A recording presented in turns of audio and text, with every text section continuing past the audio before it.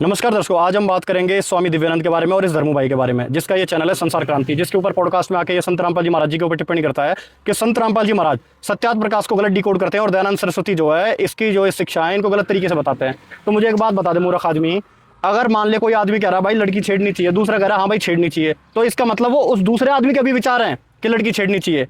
अगर उसको लगता है ये गलत है तो उसको ये कहना चाहिए भाई लड़की नहीं छेड़नी चाहिए। इसी प्रकार तेरे इस दयानंद सरस्वती ने इसी सत्यार्थ प्रकाश में लिख रखा है कि भाई विधवा स्त्री का पुनर्विवाह नहीं होना चाहिए, इससे उसका पतिव्रता धर्म भ्रष्ट होता है।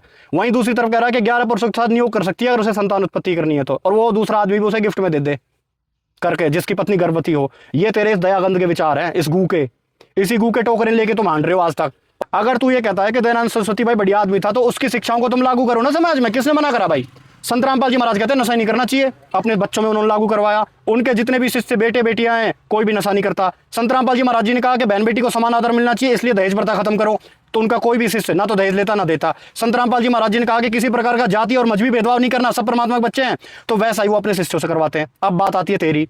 दयानंद सरस्वती कहता है कि अगर किसी का पति दारू पीता है, लड़ाई झगड़ा करता है, ज्यादा वो परेशान करता है, तो वो किसी गैर मर्द के साथ संभोग कर ले। अगर कोई आदमी 3 साल के लिए विदेश चला गया, वापस नहीं आया, तो उसकी पत्नी अन्य के साथ संभोग कर ले। ठीक है। अगर कोई पत्नी गर्भवती है, ठीक है, या कोई उसके आसपास में अगर कोई विधवा उसके साथ संभोग कर ले, तो मजबूरी में कहनी पड़ रही है।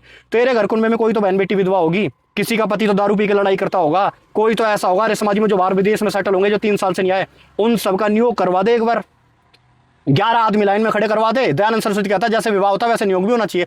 डीजे बजवा, टेंट लगवा, खाना लगवा पूरा, और पूरे गांव में नोता दे दे आज मेरी बहन का नियोग है, या तेरी भाभी का नियोग है, या तेरी चाची का नियोग है। क्यों दिव्यानंद?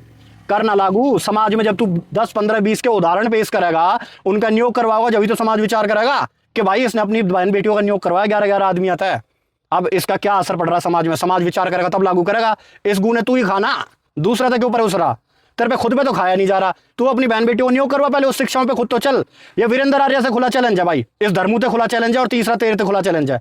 तुम तीनों अपने घर कुनबे में पहले अपनी बहन बेटी जिनकी दिक्कत है, किसी का पति लड़ता हो, विदेश चला गया हो या विधवा हो, उनका 11 आदमियों से छोड़ो, तुम 2 3 नियोग करवा दो।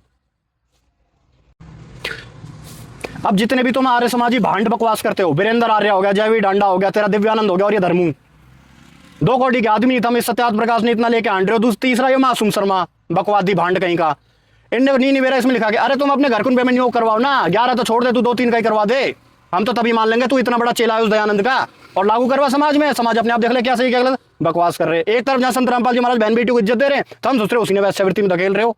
काय बात के आदमी हो तुम तो समाज में रहने लायक नहीं हो। तुम जैसे तो फांसी तोड़वा दे तो भी कम है, बकवास कर रहे हैं आप।